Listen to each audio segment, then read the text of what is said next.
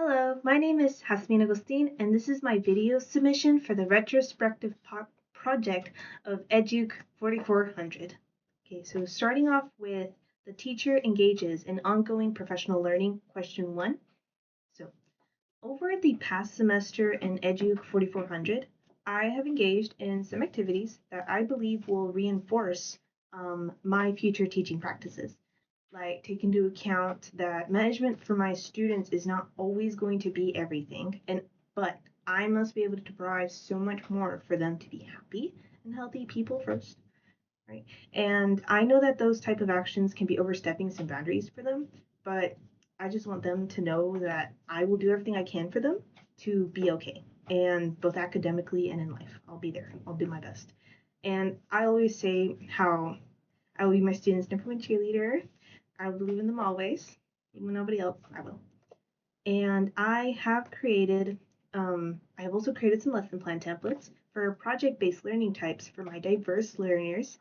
So part of prepping to be a teacher is being able to write and make lesson plans, like just like that, and on a variety of subjects depending on the curriculum. So, however, they do not always have to be so rigid, and they can be fun and open-ended for the students who love that type of freedom. And I will delve more into that in the later question number 3, I believe. Okay, so question 2.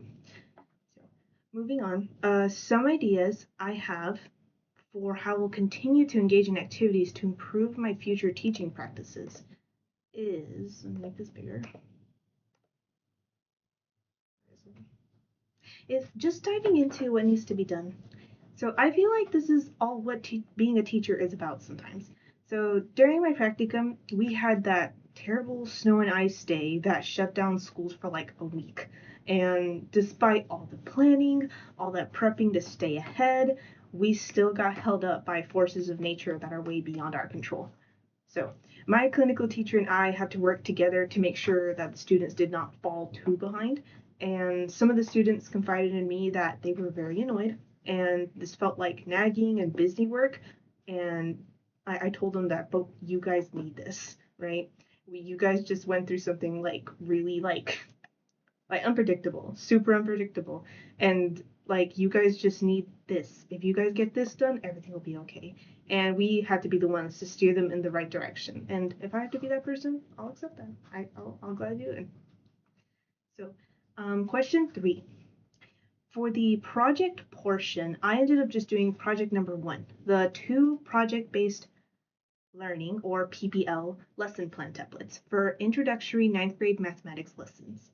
So I tend to be that someone who sticks to assignments, quizzes, and exams when it comes to my teaching stuff to the students.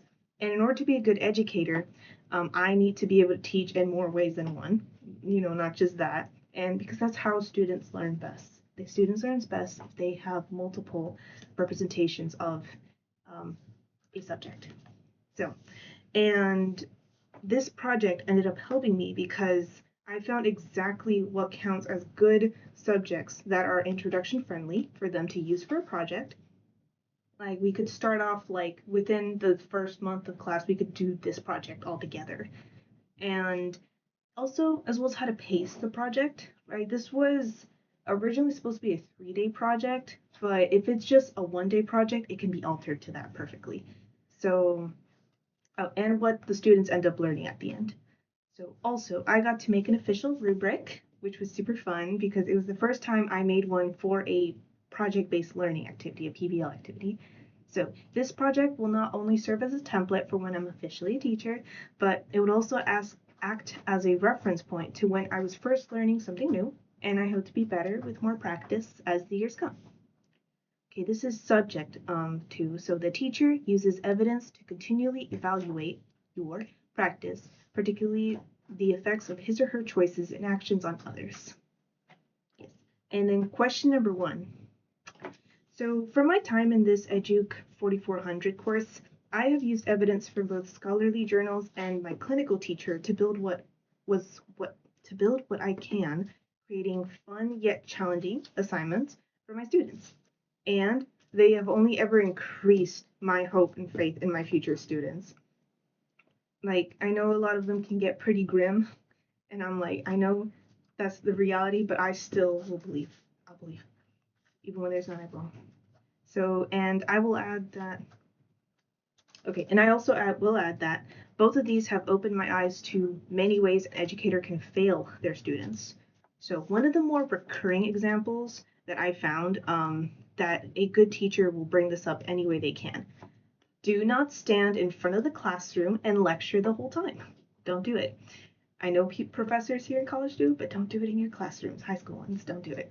So the teacher has to be the one engaging from any point of the classroom at any time, and I have to consider this every time I create any assignment or arrange the classroom desks in a certain way, because it's just one of the many tasks that we have to be able to face as an educator. Like that's what we got to do. So question number 2. During my practicum, I oversaw a number of mathematical classrooms that were arranged in groups that were like from 3 to 6 max. So whenever there's a group or partner task, the students would just automatically pair themselves with their group buddies, no questions asked, and the person that would sit next to them, depends. So there were cases where there was a student or two that needed to do their work alone, and they had their papers all in order. So I was like, okay, that's okay. And so, and we always took into account when making this task. I was like, okay, because you're working on this by yourself, you just need to do this part, this part, this part, and you can just skip this part because this is like buddy work, so you don't gotta, right? So due to the group/partner nature that these students tend to form in these math classrooms, I have come to the conclusion that most of the lesson plans that I will create for my classroom have to be PBL based or the adjacent of that. And of course, I will still make time for individual learning and practice for my students because that's required. But if my students work best together, then I'll make it so that they can work together for however long they can. Okay, then third subject, the teacher adapts practices to meet the needs of each learner. So during my Edu 4400 course, I have learned that making analogies and figures of speech of something a student is proficient in and connecting it back to a mathematical concept will help me adapt my teaching practice to the needs of my different learners. And I know that this is a usual answer, like you hear this every time, but it's true. It's true. So when a student tells me that they aren't fans of math is a really difficult subject for them to learn, or they just don't believe that what they're learning is going to be relevant to them in the future, I usually confide to them that, look, I got the same thing. Literally, me, same thing. Because at one point I would have agreed with them, but I usually try to break this to them slowly. I was like, there's more to mathematics than just what you're being taught, and you have to allow yourself to open up your mind and reach out for help to understand more. Right? That's the whole point of this mathematics. And I will always be there for them whenever they need help with that. It's okay. And question 2. When it comes to adapting to the different needs of my students, I have learned to do this practice. So before teaching anything to my students, whether it was during my tutoring job or during practicum, I will always let them know that we can put pause. We can put pause on whatever we're doing at the moment to clear up any misunderstandings or disconnections between subjects.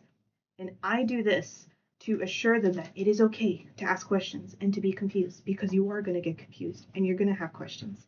And if you make an effort to correct those errors, you're already a 10 out of 10 person. You're already grown. This person. It's amazing. So, also, I tell my students that if I make a mistake, please let me know immediately, because I'm only human and I never want to lead them astray or teach them something incorrectly. And I sometimes make little jokes about the little mishaps to clear the ice between them. Usually helps. And sub question here. So yes, I have done a project in Education 4400 that did involve meeting the needs of different learners. That was what my main goal for my PBL project was. And I always try to do my best so that every lesson or activity I make can be easily altered and still fit the requirements that the mathematical standards that where that they have to learn, and or so it can be more digestible for students that are permitted to work by themselves. Like I understand like, oh, it's a project. Projects are for groups. I was like, yeah, I know, but projects can also be for students that prefer to do the work alone, and it's okay. As long as they get their work done and they learn something new. I'll allow it. And sub question again. I have briefly practiced doing this in my clinical practicum experience, but most of it did involve direct translations from English to Spanish for my English learning students, or just helping out a student who they were given a group assignment but wanted to do it alone. Well, okay, I can help out and help if you're going to do it alone. I can act as a little sub partner if you need to. And it was easier to do this because I was more of an assistant teacher during this time, and my clinical teacher was the one, being the boss, giving instructions, being the main teacher. She's the one doing everything. And I know that when I'm the main teacher, it will be harder for me to be able to spread my time like this. But I still will do my best regardless because that's all I want from them at the end.